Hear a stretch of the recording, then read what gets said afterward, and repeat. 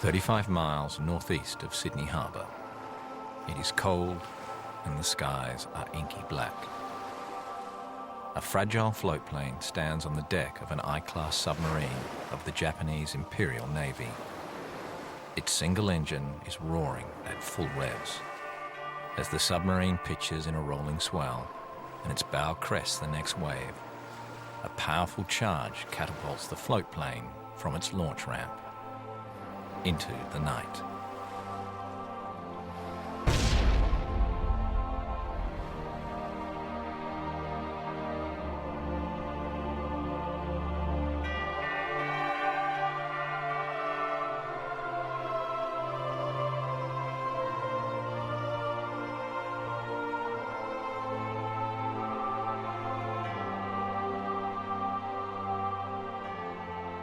After months of highly secret and meticulous planning, 6 Japanese aircraft carriers launch almost 200 planes into the skies in a surprise attack on Pearl Harbor. Navy Chief Isoroku Yamamoto's bold plan was to destroy the American Pacific Fleet as it lay at anchor. Yamamoto's attack wasn't only from the air. The night before, a special attack flotilla of 5 two-man midget submarines had attempted to penetrate Pearl Harbor. Their efforts lacked nothing in courage, but met no success. One of the midgets was spotted by an American minesweeper and sunk by depth charges a full 75 minutes before the first wave of planes. The remaining midget submarines fared no better. 3 more were lost to depth charge attacks and a 4th ran aground. The midgets sank no ships and all their crews perished, with the exception of Sub-Lieutenant Kazuo Sakamaki, who swam ashore on Oahu. But taken overall, this was a minor setback in a crushingly effective first strike. After Pearl Harbor, the Japanese Imperial forces began a devastating sweep through the Pacific, occupying Thailand and destroying the American Far East Air Force in the Philippines. In 3 days, the Japanese Navy had seized control of seas and oceans equivalent to a quarter of the world's circumference. In the days and weeks that followed, Penang, Hong Kong, Singapore, Manila, Batavia, Rangoon, and Mandalay all fell into Japanese hands. With the Japanese armies and navy enjoying an uninterrupted sequence of victories, it seemed as though they were free to pick and choose their next conquest at will. With Darwin having already been bombed, Australian Prime Minister John Curtin pressed for reinforcements. Gentlemen, the truth is that if we do not strip ourselves to save our country, the enemy will do it for us with ruthless efficiency, imposing upon us a maximum of misery. With Australia itself seemingly under threat of invasion, a frenzy of defence preparation was unleashed, together with a paper war of propaganda. We are faced with the handicap of 20 years of ill preparation, a handicap that can only be overcome if we apply to our war effort the same fanatical zeal and patriotism that our enemies are applying to theirs. Yamamoto knew there would need to be a second decisive battle to complete the work left undone on December the 7th. The location he chose would be Midway Island in the mid-Pacific. As a diversion, Yamamoto wanted something that might persuade the Allies that Japan's southward drive was continuing and that Australia still remained under threat of invasion. To create this diversion, 2 special submarine attack groups were formed. A Western attack group to seek out targets in the Indian Ocean, and the Eastern attack group to assemble at Truk Lagoon, the remote atoll in the South Pacific. In spite of their poor performance at Pearl Harbor, Yamamoto had decided to give the midget submarines a second chance.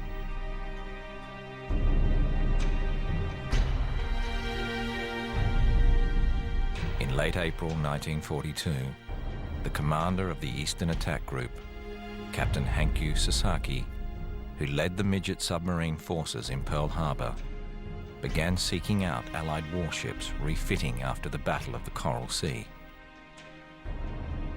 In concert with the I-29, they launched float planes over Suva, Auckland, and the east coast of Australia. After several weeks of careful reconnaissance, the Eastern Attack Group had selected their target. It was to be Sydney.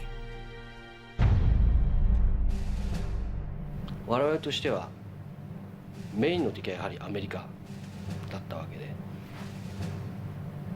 オーストラリアとアメリカの連絡線、交通連絡線を遮断したかった。 As Sasaki maintained his position in the Pacific, a converted Japanese Imperial Navy seaplane carrier left the Kure naval shipyards in Japan bound for Truk. それとアメリカがオーストラリアに基地を作って我々に反撃する、これを阻止したかった。そしてアメリカは米英からオーストラリアを引き離して日本の陣営につける必要があった。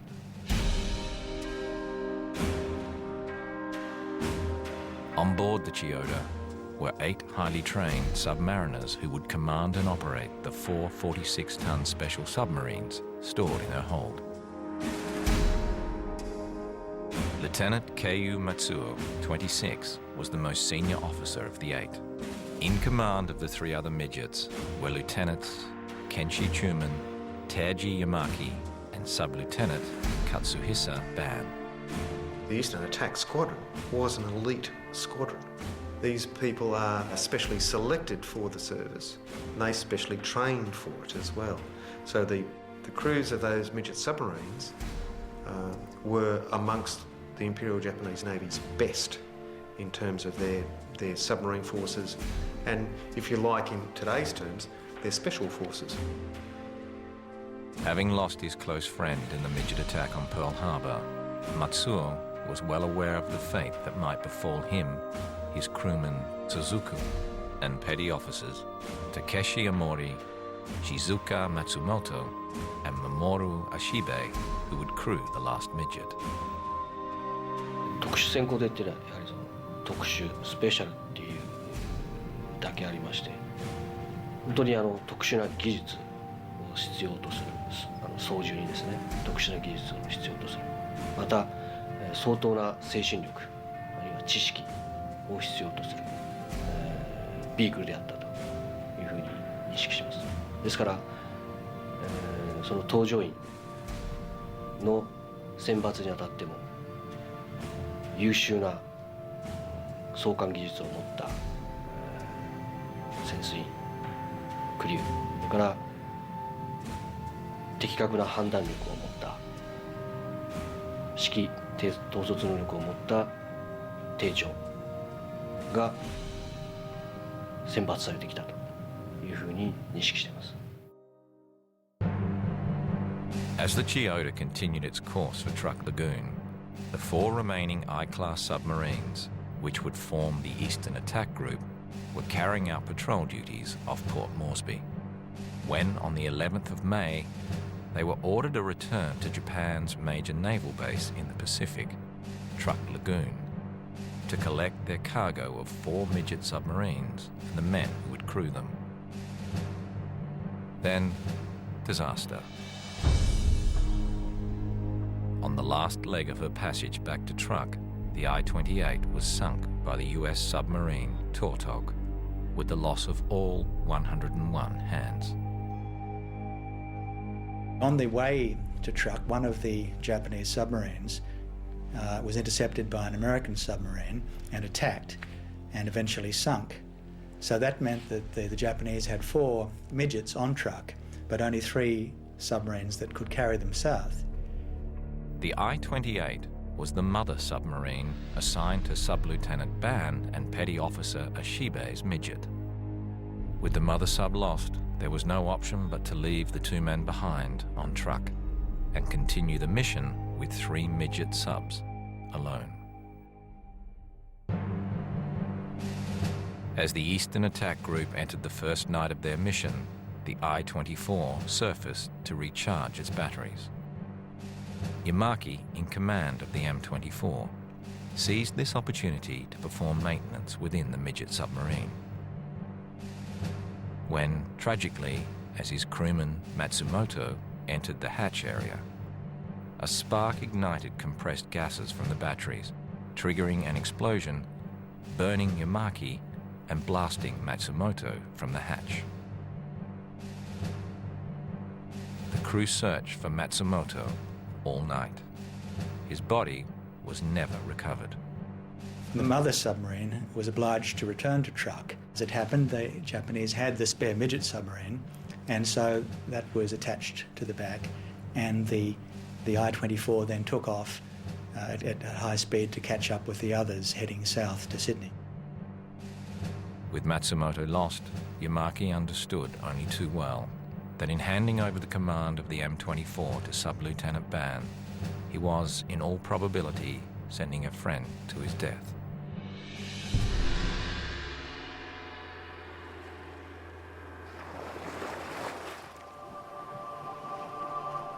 The night is overcast, but the moon is almost full as the 5 I-class mother submarines make rendezvous, some 35 miles off the heads to Sydney Harbour.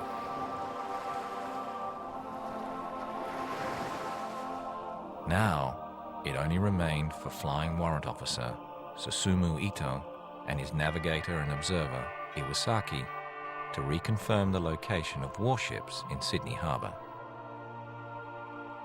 シドニーの町航行と電灯がついてる。ああ、これは警戒してないぞというようなことで、それから500メーターで、入っていたんですけどね、なかなか海面の状態がよくわからない。Warrant Officer Ito flew in low over the heads, 500 metres, descended to 300 metres over the boom nets to inspect the nets, and then proceeded up the harbour at 300 metres.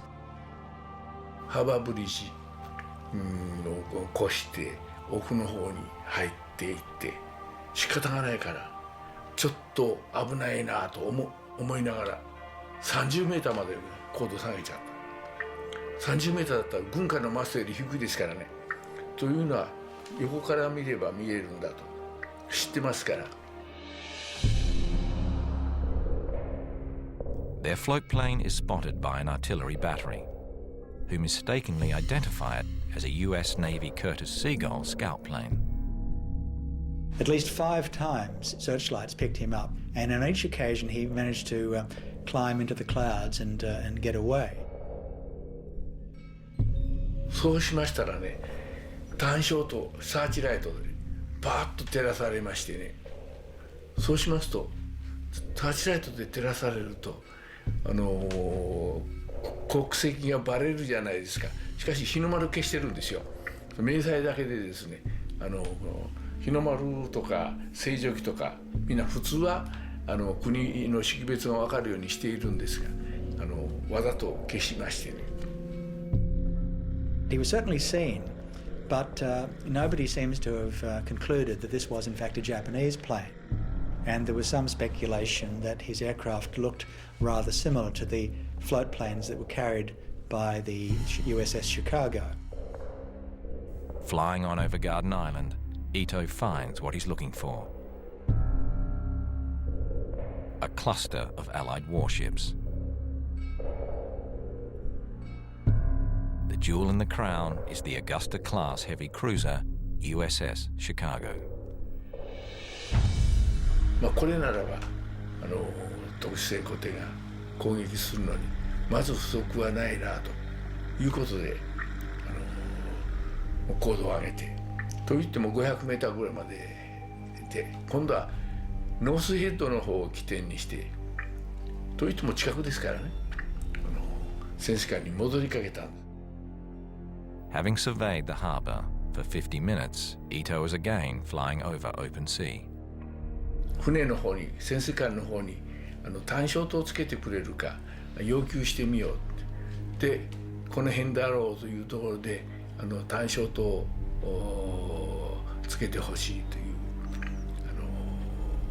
暗号電報を打ちましたらね、ピカッとつけてくれたんです。あ、おったということ。それでやっと潜水艦が見つかりましてね。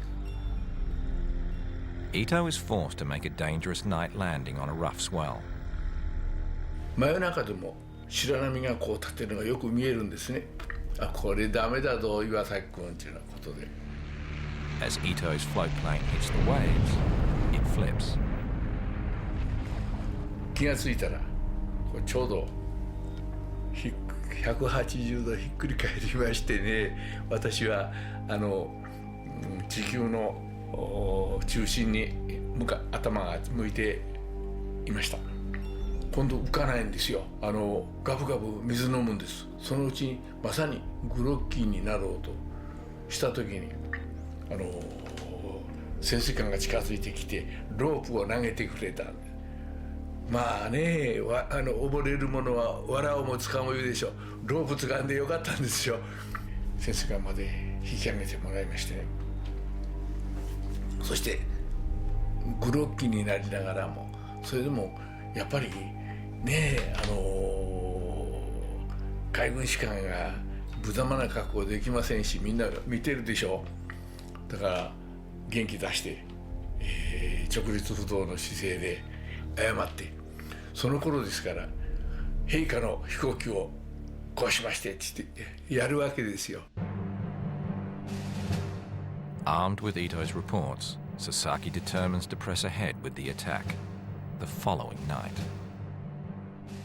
やっぱり自分の報告が正確であってほしいということは、翌日3隻のこの特殊潜航艇が命を捨てに入っていくんですから、正確じゃないとあの人たちが犬死にしてしまうことになるから。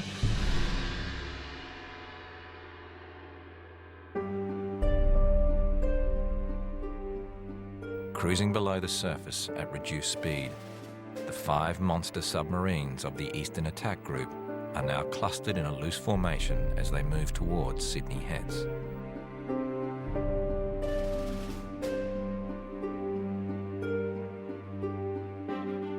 On board the mother submarines, the mood is somber as the crews make their preparations for a mission from which none of them expects to return.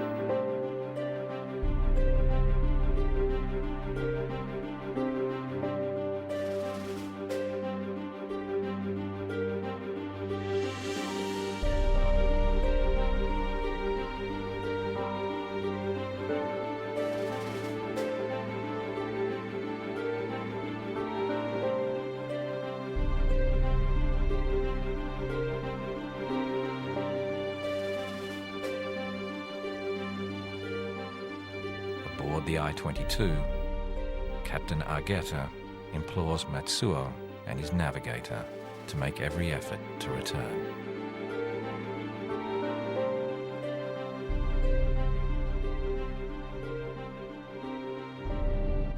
Admiral Yamamoto had always made it clear that he wanted the crew of the midget submarines to return to the mother submarines, and plans were made that the mother submarines would wait off the ports where the attacks were being conducted for several days for the midgets to return. So there was no sense that it was going to be a suicide operation. But according to Captain Yamaki, one of the 4 commanders, the men of the midget submarine program felt that it would be unfair of them to try and make it back to the mother submarines because it would put the lives of 400 men on those 4 mother submarines, or 300 as the case may be when one was lost, at risk for the sake of 8 men in the midgets.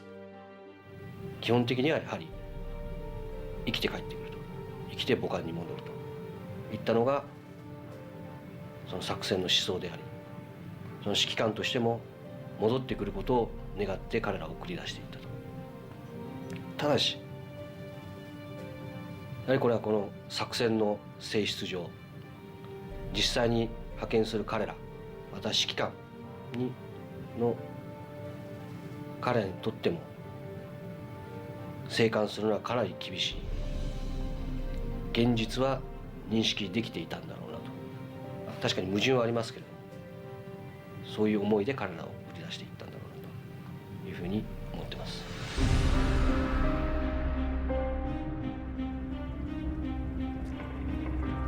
While still submerged, the crews transfer from the mother submarines to the midgets through an access hatch, sealing the bulkhead doors behind them. Waiting silently as the mother submarines prepare to launch.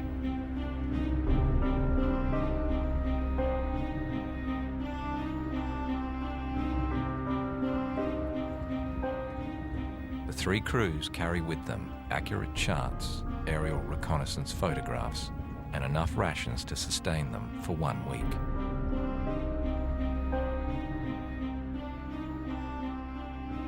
But the midget's storage batteries will be exhausted after 12 hours of continuous operation.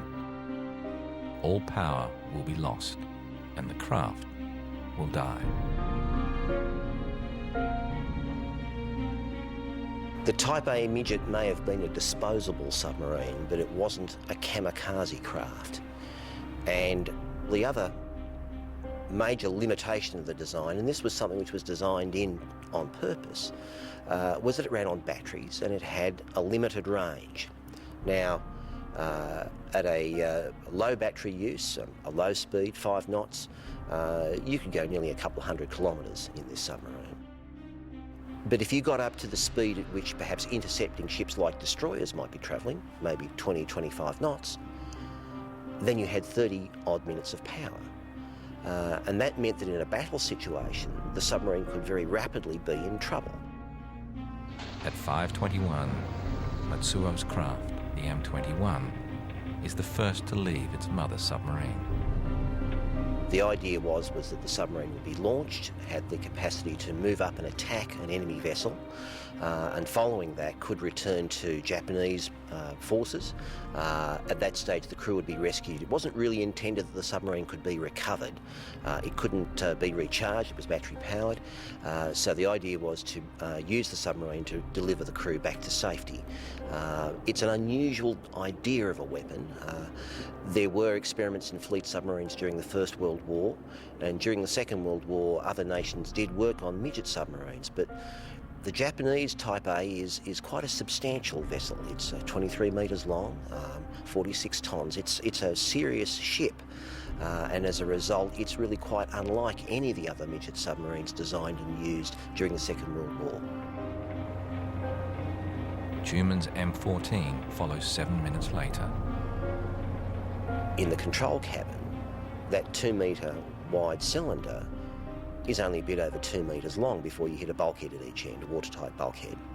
And in that space there are 2 crewmen, a periscope, and a plethora of equipment, devices like compasses, control systems for the submarine, electrical controls, all the things you needed to operate a complex vessel. And because of this, the space was tremendously cramped. Lieutenant Ban in the M24 is the last of the 3 to launch. The entire launch has taken less than 20 minutes. The people who crewed and operated the Type A midgets were really doing something that was really tough, and to fight a vessel like that successfully really is a statement of their skill, I think, and their determination to do the job. The 5 submarines of the Eastern Attack Group set a course south for Port Hacking, where they will await the midget's return.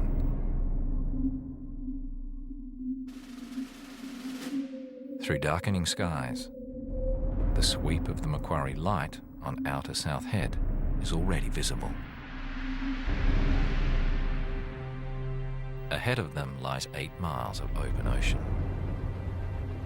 Then they will face the bristling defences of Sydney Harbour itself, as they push on for another 3 miles to Garden Island, where the target warships lay at anchor. Because of the way it was designed, suffered from problems of controllability. For instance, working around a coast you have strong currents, areas of shallows. Control becomes a much bigger issue, and that's where the real problem was with the Type A midget. The night was a difficult night for the type of operation that they were trying to undertake.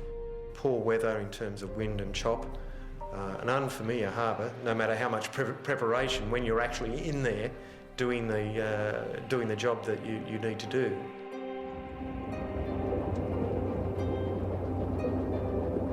At a cruising speed of 10 knots, the midgets expect to approach Sydney Heads in approximately 2 hours.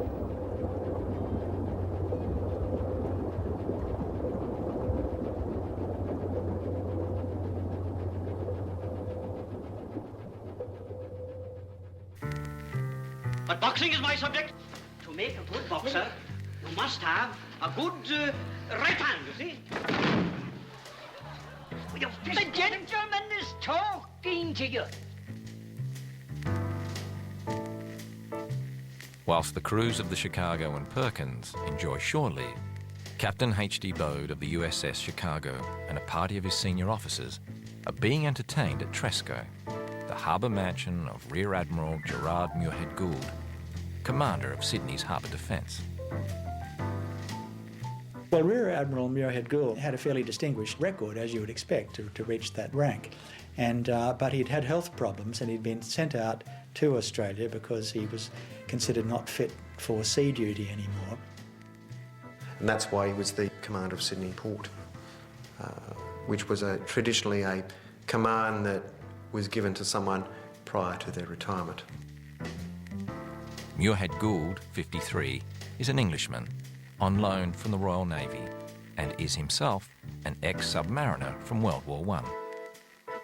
One has to understand that over half the men in the Navy were Royal Navy sailors or officers. All our officers continued to be trained in the UK for their specialist courses, gunnery, all those sort of things. So there's an ongoing tradition of linkage with the Royal Navy. And in fact, one could well argue that in World War II, the Navy was more closely aligned to the Royal Navy than our Army was to the British Army.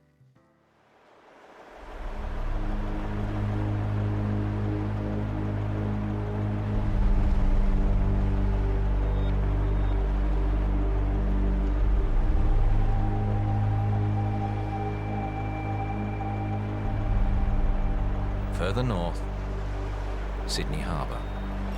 Tuman's M14 is the first of the 3 midget submarines to arrive at the Heads. The Macquarie Light and the Inner South Head Light assist Tuman to fix his position. As planned, Tuman's midget is the first of the 3 to enter through the Heads.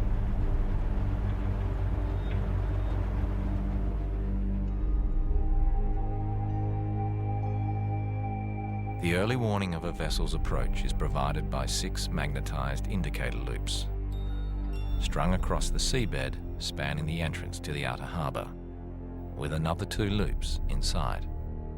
In theory, it is impossible for enemy vessels to enter the harbour without detection.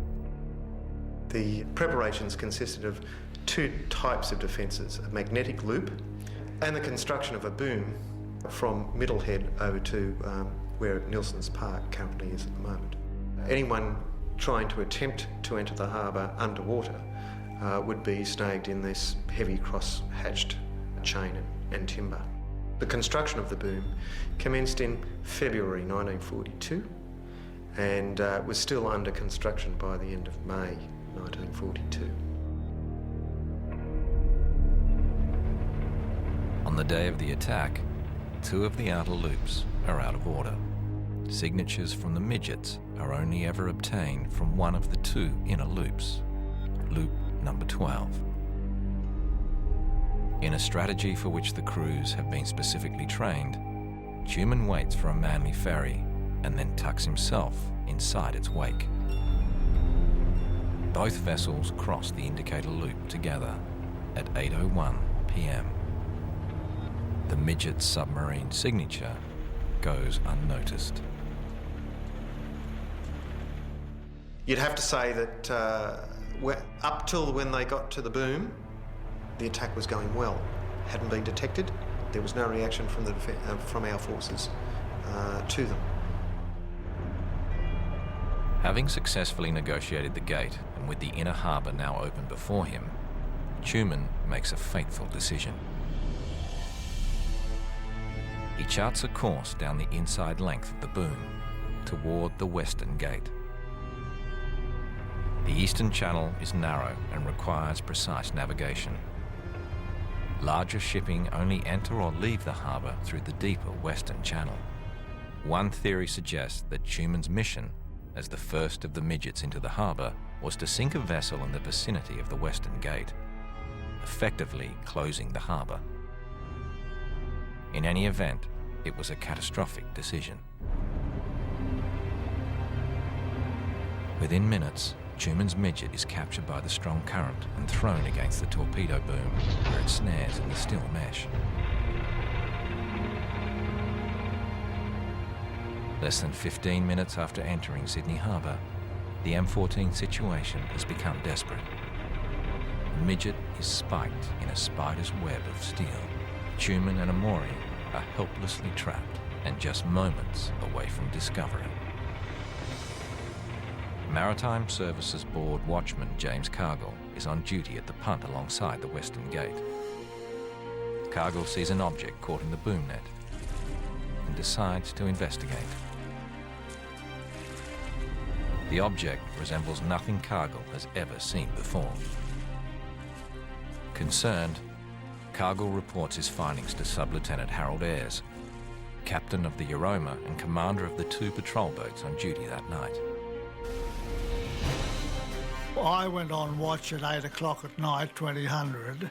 As I was standing there, about 2010, I heard splashings of an oars. I called to the person in the rowing boat, "Do you hear there? What is your duty?" Tuman and Amori understand that every moment they remain undetected assists their colleagues' chances of pressing home a successful attack. When he approached and said there was something in the net, we then immediately told him that we would meet him at the near the west gate.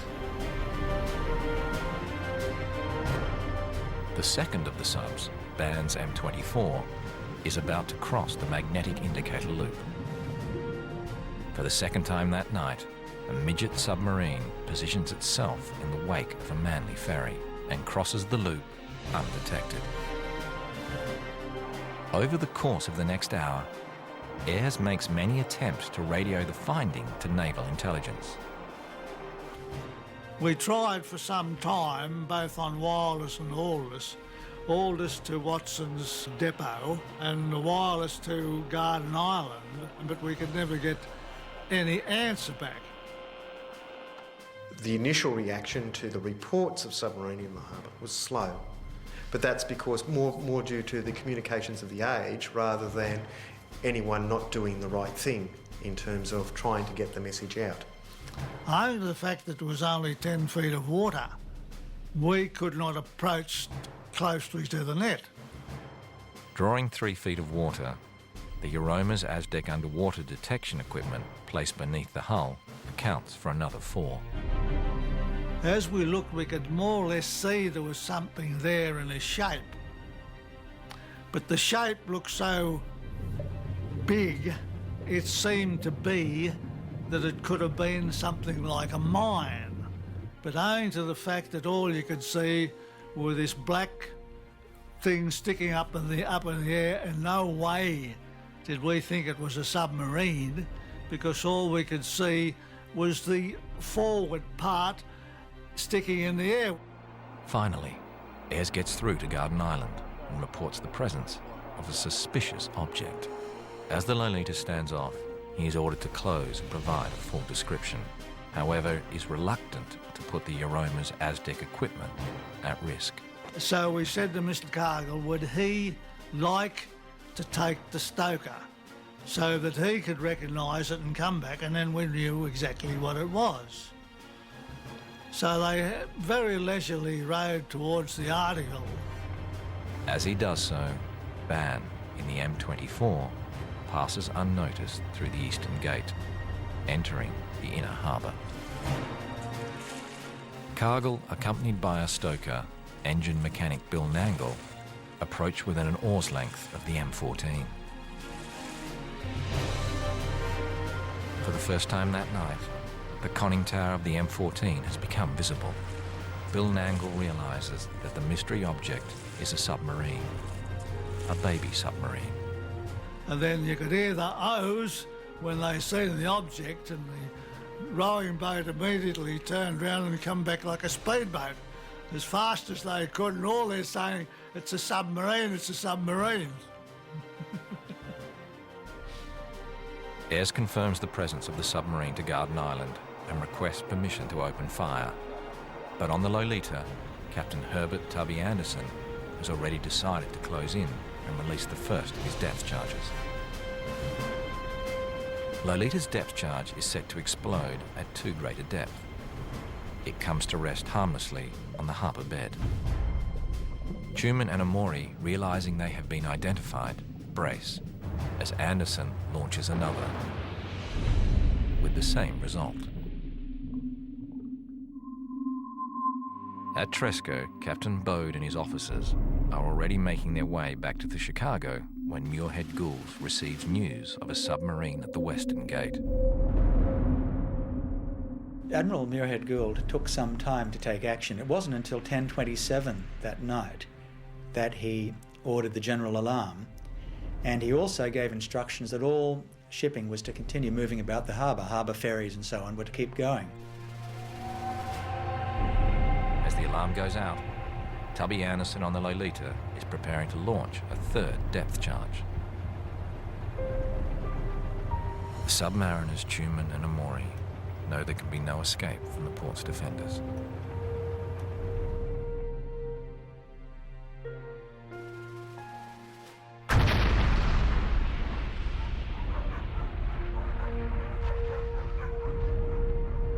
The midget explodes, and the enormous blast echoes all around the amphitheatre of the harbour. Sydney-siders in their hundreds emerge from the streets and the suburbs. And the night's attack has claimed its first 2 lives. We didn't expect this in any manner at all. We realised that it was caught, but we didn't think anybody would kill themselves, because I mean to say that's death.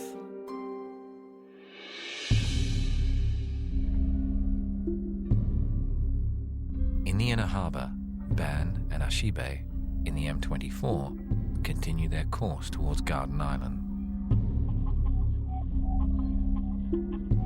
Ban's task is a difficult one.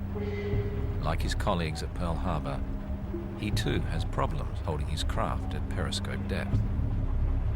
The Type A midget, because of the way it was designed, suffered from problems of controllability. Because of the small size of the vessel, keeping it to run steady, particularly on the surface, proved to be very difficult. There are 2 very large lead balance weights in the submarine, and in addition it carried many small lead weights which the crew were expected to distribute backwards and forwards in the submarine, depending on how it was behaving at the time. So there was a lot of judgment called for just keeping the submarine on an even keel. Like Ban, Matsuo and Suzuku have taken longer than expected to reach the heads, only now attempting to bring the third midget into the attack. Following the destruction of the M14 15 minutes before, the harbour patrol vessels are on high alert. Before Matsuo can steer his vessel across the indicator loop, he is spotted by the Naval Auxiliary Patrol boat, Loriana. When the war broke out, the Navy needed some auxiliary vessels in harbours such as Sydney, and there were half a dozen former pleasure cruisers were converted to naval use and put in command of junior naval officers. The Loriana captures Matsuo's conning tower in their searchlight, only 20 to 25 metres distant. The midget appears to be making 5 to 6 knots on a direct course for the Eastern Gateway. The patrol boats in Sydney Harbour were commanded mainly by volunteer reserve officers. They weren't commanded by permanent Navy. Frustratingly for the crew, the Loriana's promised depth charges have not yet arrived. The launch is effectively unarmed. They report their sighting and lose the sub. 2 minutes later, it is spotted again by the Yandra, a 900-ton anti-submarine vessel. As Matsuo frantically orders a crash dive, the Yandra attempts to ram the M21. A slight impact is felt on the bridge, and the midget is seen to surface after the Yandra's hull, listing at 15 degrees. Roaring in at full speed, she drops a pattern of 6 depth charges set to 30 metres. For the second time in 20 minutes, the harbour is rocked by a devastating series of explosions. There is no sign of the submarine.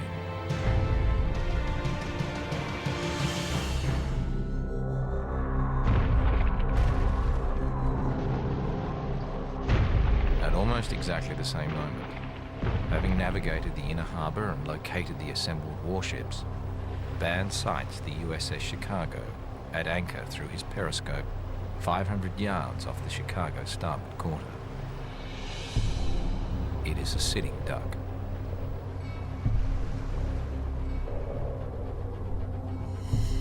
Well, I started as an ordinary seaman, second class they used to call it. When you're under 18, you're ordinary seaman, second class. The night of the attack, I was on board the Bungaree. It was the largest mine layer in the world at the time, but also the slowest. Most mine layers, especially in the RN, the Royal Navy, they travelled about 40 knots. Bungaree was flat out at 12. Although Muirhead Gould has put out 2 general alarms, the harbour is still well lit. The Bungaree was tied just close to Garden Island. We was about 50 yards away from the Chicago. I'd gone up onto the deck and sat on the forecastle on one of the bollards, watching the Manly ferries and activity on the Chicago, American cruiser that was close by, and feeling sorry for myself for being a Sydney native and coming from Manly, watching the Manly ferries go up the harbour, and I wasn't on one of them. From high on the Chicago searchlight platform, the M24 is sighted. Realising he has been captured in the powerful 36-inch searchlight, Band dives. I was just about to decide to go to bed and the alarm bells rang. I was right at my action station because I was sitting on the forecastle and my action station was on the 12-pounder gun. And all the fellows are racing up on the deck and they're all complaining, what silly so-and-so rang the alarm bells, we're in Sydney Harbour, you know. Resurfacing alongside the Chicago. So close, the gun crews cannot lower their sights below the safety rail to target him, and then submerges for a second time. Resurfacing moments later, further north. Then the Chicago had come to life and they got searchlights going all over the harbour, and they illuminated a Japanese sub between them and Fort Denison. Able to take aim now, the gun crews rake the area toward Fort Denison with shells and red tracer fire. We trained onto the midget sub with our gun, and through the telescopic sight, I could see the little Japanese in the conning tower looking around. He was as though he was disorientated, looking to see what was going on. All this only took about 10 seconds, and just as we lined him up, he disappeared. Amidst almost continuous machine gun fire, shell fire and flares, Rear Admiral Muirhead Gould finally gives the order to darken all ships. Sometime later, at 11:14, he did give the order that all ships were to be darkened, but no order was given at that time to turn off the lights at the graving dock, the very big cranes and things at Garden Island. The Chicago continues to sweep the area with its searchlights, but can find no trace of the M24. In the uneasy calm that follows the first stage of the attack, Muirhead Gould and his staff officer head up the harbour toward the western gate. We was laying off in the deeper water when the commodores of the Sydney's barge came up alongside, indicated that the Commodore was coming aboard. He went into the wheelhouse with our commanding officer.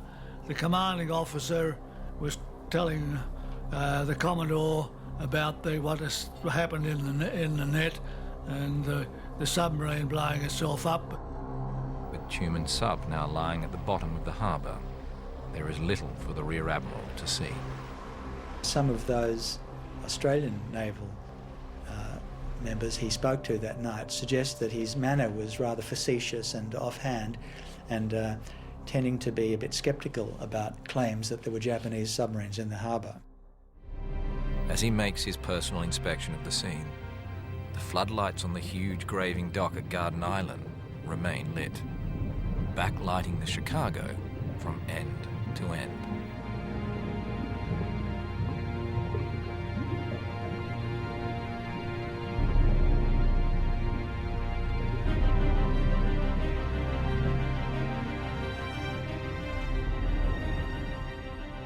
I was stationed on the Kuttabul for 1 week. That was all. I was watchkeeping on a gun crew.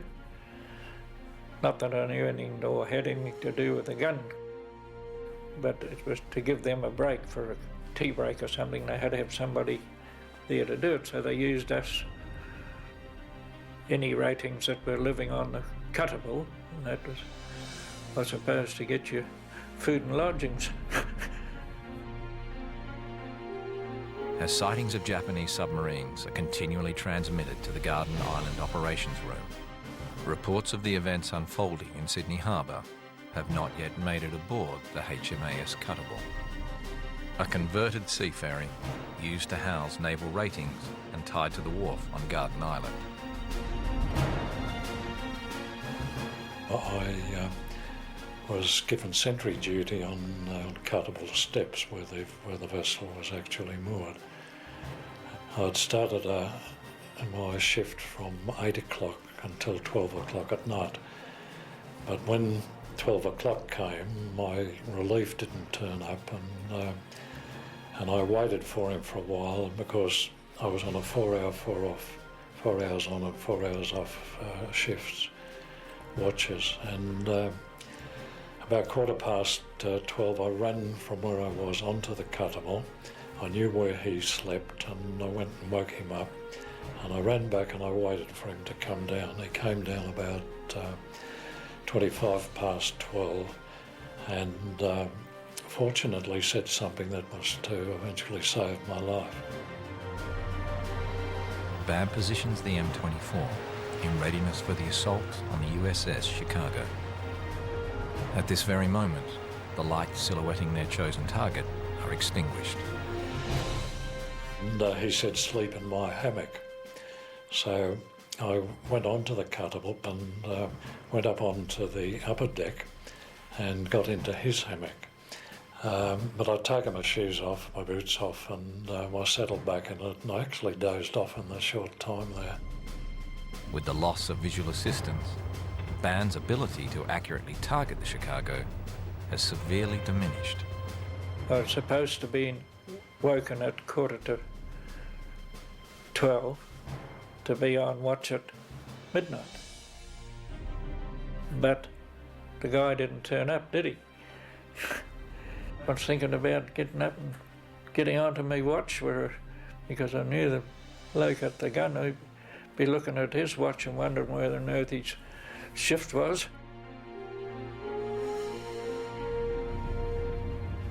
In the darkness, BAN steadies the M24, then orders a Shiba to fire the first of their 2 torpedoes. The torpedo veers off course, passing in front of the Chicago, underneath the Dutch submarine K9, running on toward the Garden Island wharf. And I was scrambling out of my hammock just after midnight and just got my feet on the deck and bang, she went. Apart from the noise of the explosion, I couldn't hear anything else. Not that I was deafened by anything, but I just wasn't conscious of anything else. I honestly think that the small fire from the Chicago had sunk him, you know. But shortly after that, while we were closed up for about, I should say 10 minutes or something, and next thing, it was a terrific explosion. We seen the torpedo hit the Kuttabul. At that same moment, Muirhead Gould has concluded his discussions with the crews of the Yoroma and Lolita. The Commodore was just about ready to leave when all of a sudden was another explosion up the harbour. And he said to me, "What was that?" I said, "It sounded like an underwater explosion to me, sir." He looked at me and just said, "Thank you," got into his boat and then set sail for his residence. I think the first thought was just sheer panic, was to get off as quickly as I could, because it was a matter of survival. The vessel was sinking pretty rapidly. You could feel it listing, you see, going down. Something's hit it. There was a loud explosion. There was a geyser of water right up in the air and smoke. And then she just settled down like a tired old lady and sat on the bottom of the harbour. And I thought, now, there's only one way out, and that was down the gangway, because I was up on the upper deck, you see. And the gangway ashore was on the deck below. So I tried to walk, I couldn't walk, so I got down on my behind and got down the gangway that way into the water. And when I got down to the bottom, that's how I got hit on the head with a beam or some such thing. I found my way eventually in the darkness to the steps. Lowered myself into the water, took a sort of a deep breath, and as I went down I got washed back up virtually, and I was caught in the stairwell, and I swam underwater. And as the years have gone, people have commented to me, I must have swum through all the wreckage and where the bodies were, because that was where all the damage was. And eventually found the exit, and I found my way to the seawall, and I climbed up there, and a rating came running up to me in the dark. And first words he said, "Where are all the officers?" And I said, I don't know, I don't think anybody's alive, I think everybody's dead. I wasn't conscious of any movement or noise or anything. It was just sort of me standing there until this rating ran up, and then of course then after that others came out, and they took me off into the hospital, and I was admitted suffering from shock and immersion. The shock part was pretty true, because it was certainly a frightening experience. Next thing I knew, I was in Prince of Wales Hospital in Randwick.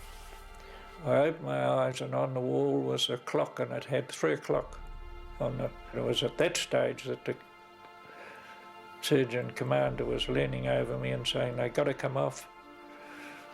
They got to come off." He said, "But I can't do it now. My anaesthetist has gone home, and I can't bring him back. But I'll take him off in the morning, just make him comfortable." Strangely enough, I never had a mark on my ankles, but it was a concussion, smashed everything that was available in my bones and my feet and my ankles. They were just the outside skin was holding them on. Everything was broken in underneath there. And then in the morning, of course, the surgeon commander turned around the sickbay tiffy and congratulated him. He said, "That's good thinking," because he put them on back splints, you see, and wound them up with bandages. And then when they took the bandages off in theatre, my feet stayed there. And the surgeon commander said, "Cool, I think we can save these." The force of the explosion destroys the Kuttabul and kills 21 sailors, 19 Australian and 2 British. 10 more are injured. Strangely enough, before it all happened, I can't remember any noise on the harbour. I was surprised there was with all the activity on the harbour, that somebody didn't say, well, look, they're coming in. I knew nothing. And innocently, I just went onto the Kuttabul and walked almost to my death. And the only consolation I thought about is that the guy that was supposed to have waken me, he'd have been there instead of me, so it's... The torpedo had hit the retaining wall against Garden Island, detonating underneath the Kuttabul.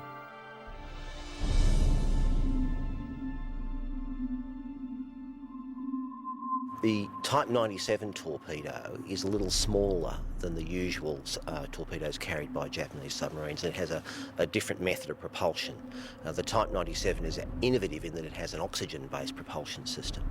They weigh just under a tonne, and they have 350 kilos of explosive in them. They have the power to really sink a ship, and when they did hit ships, they knocked at least very large holes in them. With the first of his torpedoes away, Ban and Ashibe worked frantically to regain control of the midget.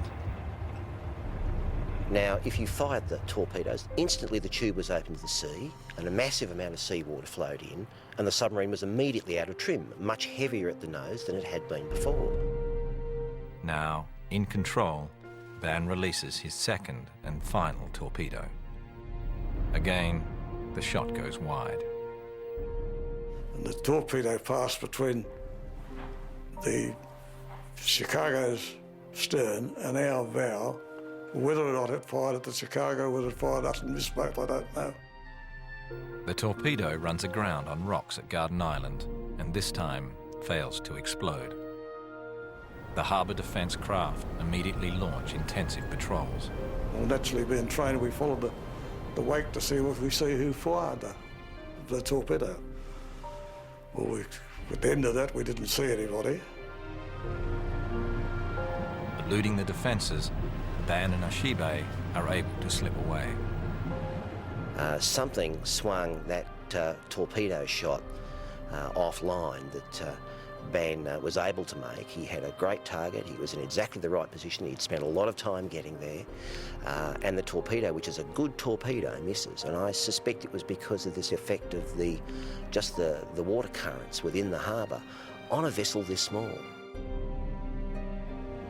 At 1:58 a.m, the M24 crosses the inner indicator loop, making for the heads and the open sea beyond.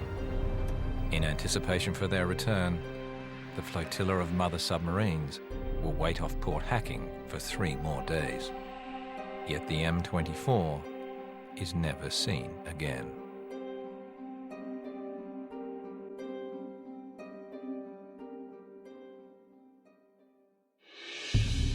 Following their encounter with the Yandra, Matsuo and Suzuku have sat patiently on the bottom for 4 hours, conserving the midget's battery power. Now, they are ready to resume the mission. It is almost 3 a.m.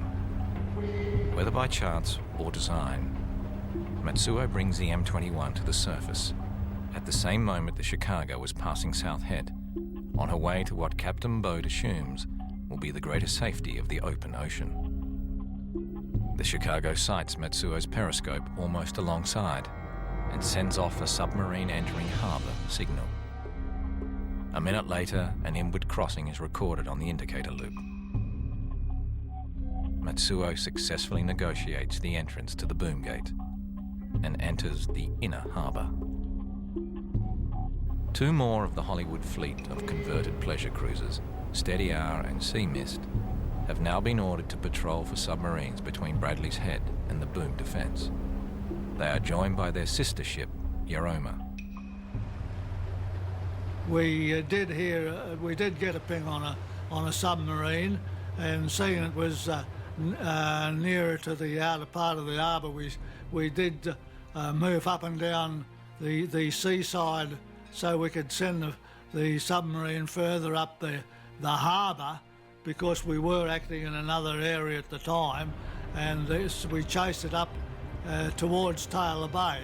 The next thing was the other 2 Hollywood fleet did sight the midget submarine. At 5 a.m, Sea Mist observes a dark object with its conning tower protruding a metre above the water. Lieutenant Andrew, in command of the Sea Mist, reacts with haste, firing off a flare to warn off other shipping, then races to the spot where the midget has dived, dropping a depth charge. We've been told to set the depth charges to explode at 15 metres below the surface, which was very, very dangerous, given that the explosion of all that TNT was going to perhaps damage or destroy his own vessel. He thought that 30 metres would have been a safer depth, as indeed it would have been. But because it was very shallow water in Taylor's Bay, where Matsuo was, he followed the order to set it for 15 metres, and that proved to be exactly right. 180 kilograms of TNT explodes, lifting Sea Mist forward on a wall of water, damaging her engines. He crippled this Japanese submarine, which wouldn't have happened had he used a 30-metre setting. So although he was experienced, he followed the instructions, he didn't like the instructions, and he was very successful. The M21 rises to the surface, inverted, with its contra-rotating propellers revolving inside their steel cage. Sea Mist retires from the fray as Steady Hour and Euroma now close in. As we raced in to drop the last depth charge, I was certainly saying plenty of words about the Japanese coming to my harbour. Over the next 3.5 hours, 17 depth charges are dropped over contacts in Sydney Harbour.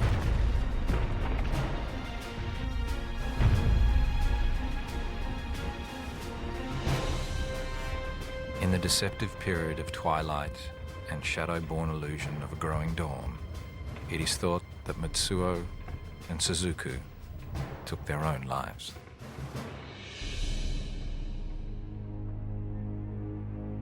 It's believed that Matsuo may in fact have shot his crewman and then turned the gun on himself, but nobody seems to quite know why it was that he didn't seek to destroy his submarine as Truman had done in the net earlier. Possibly unable to reach their scuttling charges during the constant battering, the midget lays on the bed of Taylor's Bay, its propellers still slowly turn, as Sydney-siders awake to the city's biggest news story of the entire war.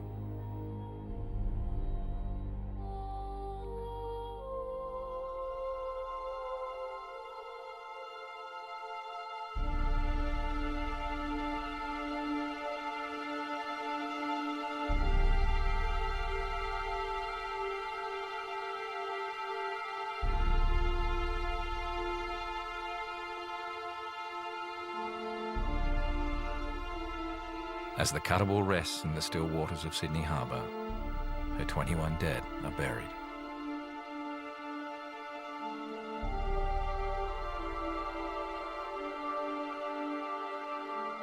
They were recovered from the wreck, and they were given full military honours at a naval funeral, and they were buried as a group at Brookwood Cemetery in Sydney. There were two Englishmen. I befriended one of them very much, and they were both on the Kuttabul waiting for transport back to England. One of them, the guy that I felt so sorry for, was waiting to get back to England to see his wife and his baby he had never seen, but he was killed on the Frank Kirby. One must remember, though, that 21 Australian and British sailors died in this attack, and that to us is not acceptable.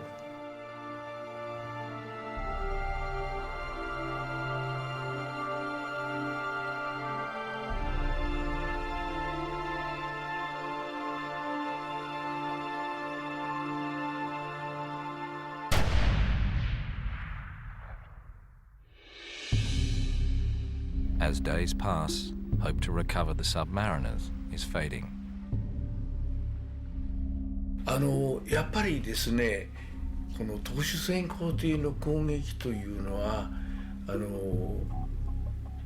帰ってくる手段は講じてありますけれども、現実には全く帰ってこれない 100% 戦死する、どういうふうな最後を遂げたかという情報が全くありませんでした。バンさんと足部2人だけがいまだにわからないわけですね。だから皆さんいろんな噂するんだけども、私の兄貴の将軍から言って、おそらく魚雷を発射してから湾岸へ出て、もう自爆、特殊潜航艇を爆薬で自分も一緒にシドニー郊外湾の外で自爆してるんじゃないかなと思ってるんですが。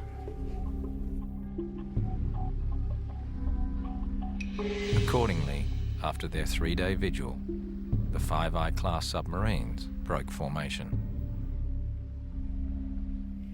親兄弟に誰にも言わなかったんですがね、私にだけはこれは内緒だで、誰も言ったらダメ、秘密だけども、特殊潜航艇とは言わなかったんですが、2人乗りの船で戦争が始まったらすぐに私は一番に行って戦死して大手柄を立てるんだと。見つけていただいたら番艇のかけらでもいいから一かけらでも欲しいんです。今とこ申し上げて4人戦死してるけど、誰も遺骨も何も遺品も何もないんです。だからせめて番艇の一かけらでも引き上げたられたらいいのになと思ってるんですが。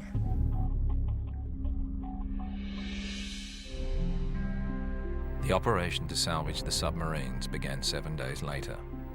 A Titan heavy lifting crane moved into position. The 2 midget submarines were raised. They brought the subs on barges, and the crane from Crocodile Dock picked the sub up and dropped it on Clark Island. I took a photo with an old box camera. I was amazed at how small they were. It was the first time I could realise that 2 men could fit in them. The bodies of Matsuo and Suzuku and the remains of Chuman and Omori were recovered, and in a controversial decision by Admiral Muirhead Gould, the 4 Japanese submariners were cremated 2 days later and given full naval honours at a ceremony at the Eastern Suburbs Crematorium.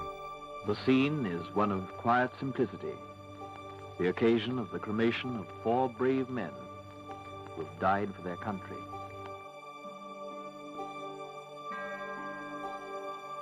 A country whose policies are viewed with abhorrence by us, but whose brave men in death are honoured as all brave men are honoured throughout the world.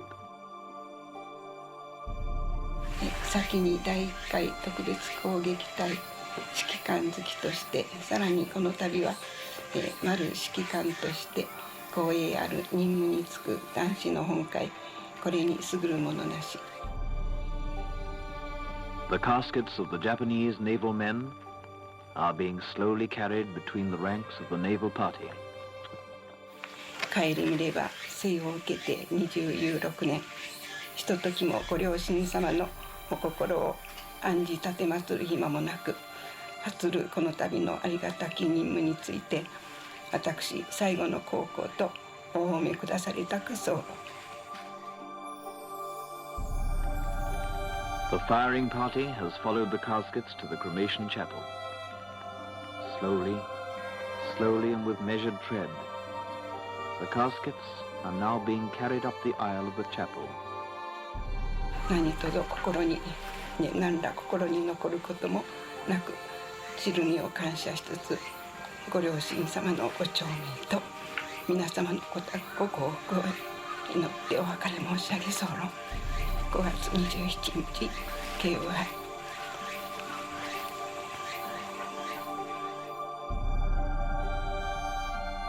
each and all of them still covered by the flag of the rising sun, a symbol which they had died to serve.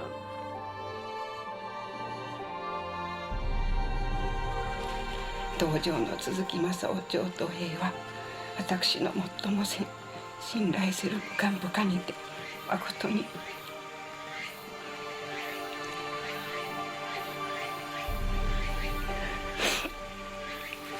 優秀な人物にござ候。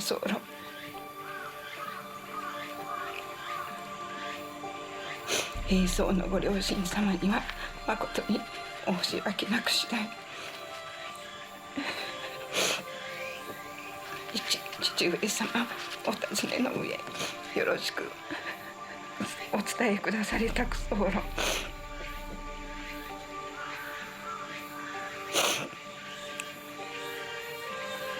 郷里は先の通りでございますということで、岐阜県の鈴木兵装長のご自宅の住所を書いております。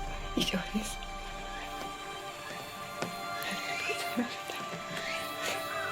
The caskets having been placed in the cremation chamber, the officer gives the final orders, and the firing party salutes the dead. Return! Fire! The ashes of the four were returned by circuitous diplomatic channels to Japan. 鎌倉丸という船で、帰ってまいりましたけれども、写真を見ますとものすごく大勢の方に出迎えていただいて、もう祖父や祖母も、よく任務を果たしてくれたというような気持ちで迎えたのじゃないかなと思っております。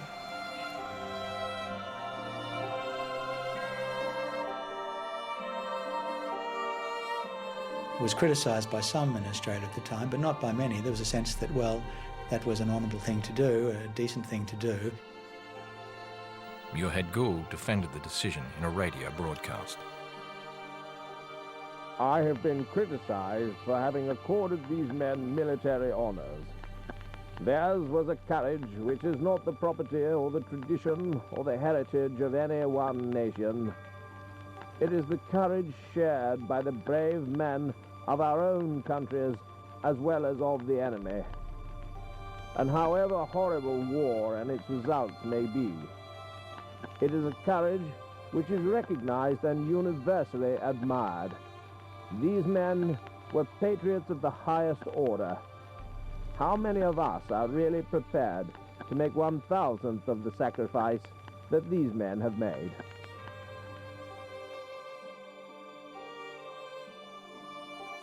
From a naval point of view, it was the proper thing to do. The submariners had been brave and courageous in their attack, and that was appreciated by Navy. And a defeated enemy in Navy is a defeated enemy, and you treat their remains accordingly. That's always been part of the naval tradition. 私個人的には実際に戦う人たちといったのはみんなそういう感情なり意識を持っていると思います。やはり祖国のために祖国を背負って戦っているわけなので、そこには相手の憎しみもあるかもしれませんけど、それ以上にお互い理解できる部分があるというふうに思います。ただしなかなかこれ実践するとなると難しいところだと思うんですね。でもオーストラリアの方々、オーストラリアの海軍の方々はそれをしっかりと実践してくださった。本当に騎士道精神にあふれる、また慈悲深い寛大な心を持っていたんだなと。またこれはオーストラリアの方々の誇りとするべき精神でありスピリットだと思っています。Yet on the broader canvas of human experience, Muirhead Gould's words have continued to resonate through the years. The action was greatly touched the people in Japan, the government and people more broadly, and the families. And Muirhead Gould is remembered now probably more for that action at the time of great conflict and hatred, for that gesture, than he is for the fact that he may have been a little bit slow perhaps in responding to the initial attack.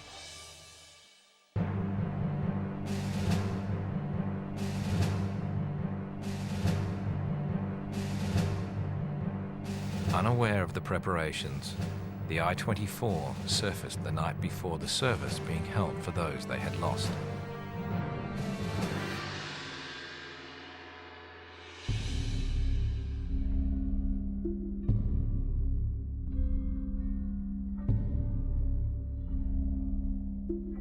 By then the war, it was sort of turning a little bit our way.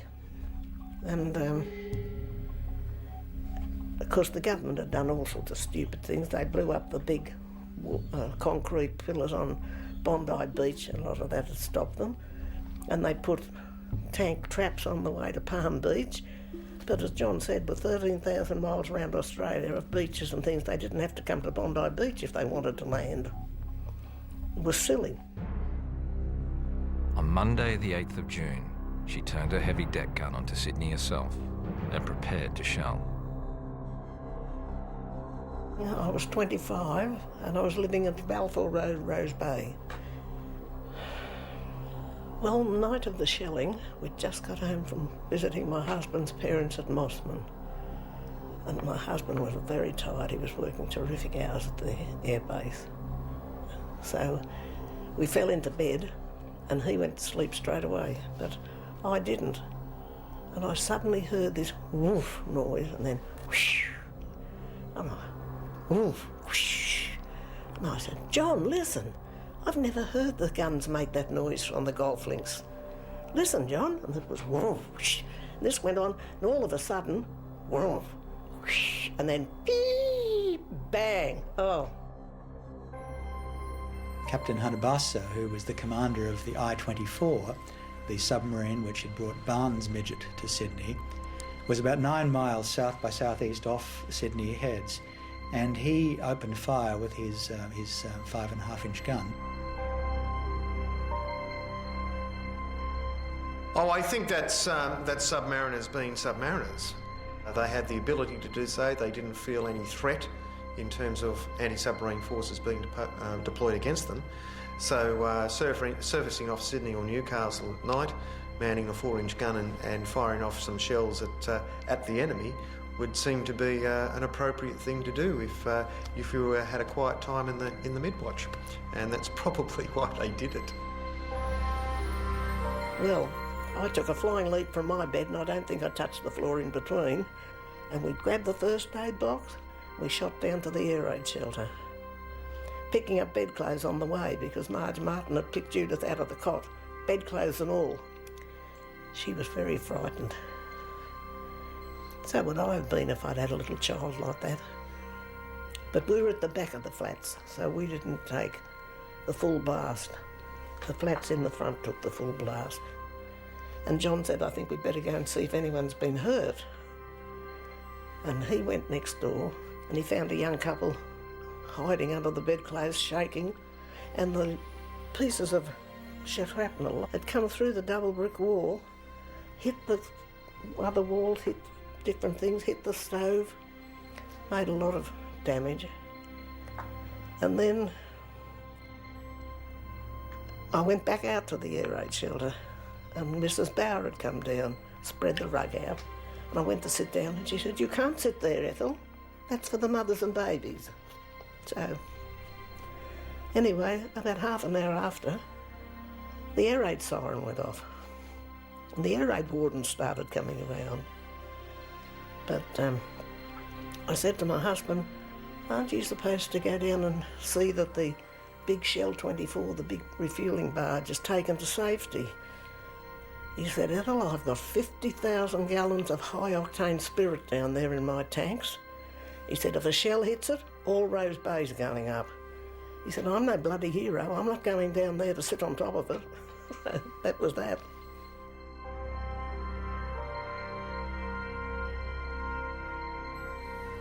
Japanese officers who were there say that their aim was to hit the Sydney Harbour bridge.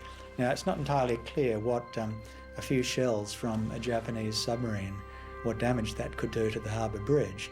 I think it was more a gesture, rather a futile gesture. When the shelling had all stopped, we all sort of packed ourselves up and went back in, and we all were in Marge Martin's flat, drinking coffee and talking. And John nursed the children to sleep. It was... looking back now, you know, there was no real panic or anything. It wasn't considered to be a full-scale military attack. These were nuisance attacks and very much aimed at the psychology of the enemy rather than doing large amounts of physical harm to the enemy. In the event, these diversionary strikes by Sasaki submarines produce few of the results that Yamamoto might have been hoping for. But certainly I think to the citizens of Sydney, particularly in the short term, after the attack, the effect was significant. You could get very cheap eastern suburbs real estate after the attack.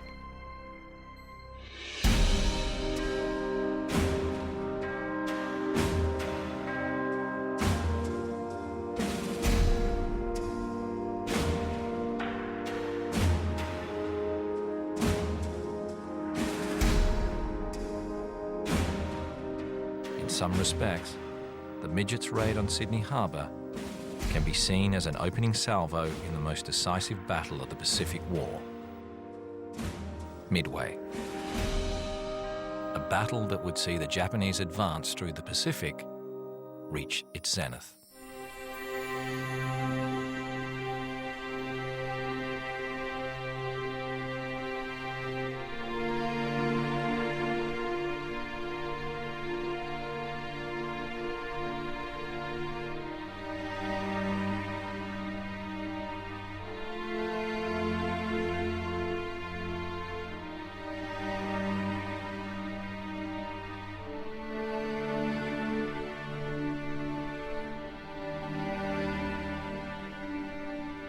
It's had its impact upon me, no doubt, and I'm perhaps a more forgiving person than I ever was in those very young days.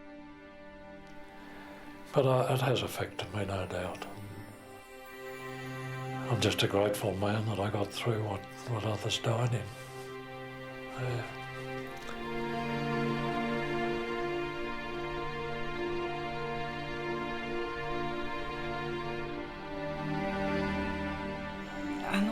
当時のですねことを思いますと、やはりみんながしたくてやったわけではございませんので、やっぱりその時代はそうせざるを得なかったところがですね、お互いにあったのじゃないかなと思っております。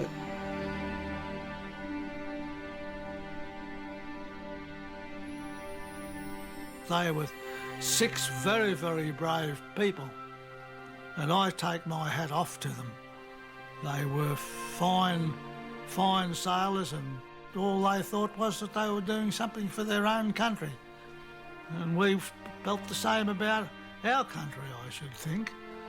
I'm an Australian, and there's no better country in the world as far as I'm concerned.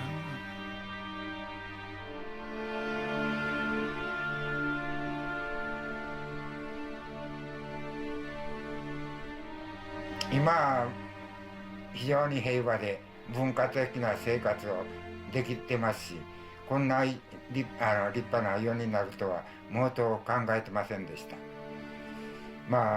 まして敗戦になった日本ですからね、こんな生活をできるとは思ってなかったんですが、これも皆さんの兄弟たちのおかげかなと思って、今はいるとこなしの生活をして過ごしています。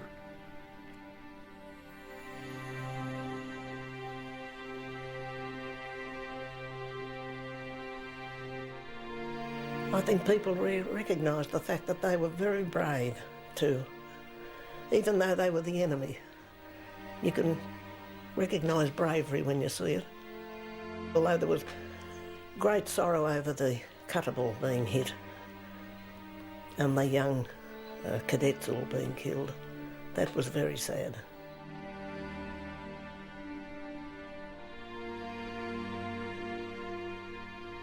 どのようにと言われると、私がね飛行機乗りになろうと思った頃は飛行機というのは大体よく落ちてましたので、飛行機が落ちるからそんなもん飛行機乗りパイロットになるようなことはやめろっていうのは周囲の声でしたけども、まあ人間一度は死ぬんだ。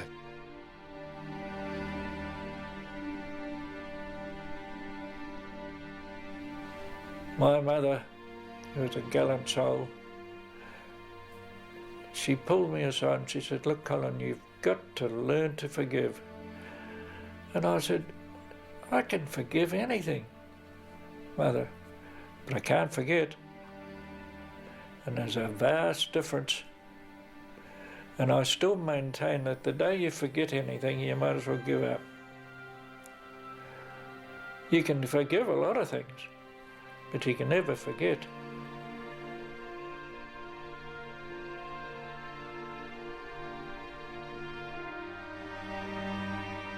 I don't think anyone liked war, like killing anybody. I mean, war's never solved anything. Nobody wins a war. Doesn't matter what side you're on.